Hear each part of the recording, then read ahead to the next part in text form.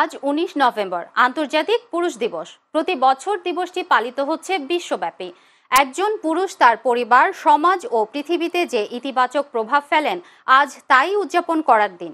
এছাড়া বিশ্বব্যাপী পুরুষদের মধ্যে লিঙ্গভিত্তিক সমতা, বালক ও পুরুষদের সুস্বাস্থ্য নিশ্চিত করা এবং পুরুষের ইতিবাচক ভাবমূর্তি তুলে ধরতেই আন্তর্জাতিক পুরুষ দিবস উদযাপিত হয়। ১৯৯২ সালে মার্কিন যুক্তরাষ্ট্রের অধ্যাপক টমাস ওস্টার ধারণাটির জন্ম দেন এবং সে বছর ফেব্রুয়ারিতে এটি পালিত হয়।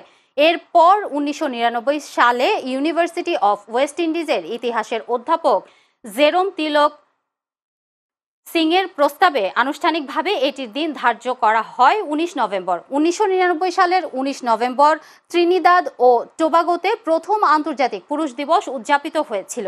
এরপর থেকে প্রতি বছর ১৯ নভেম্বর বিশ্ব পুরুষ দিবস পালিত হচ্ছে।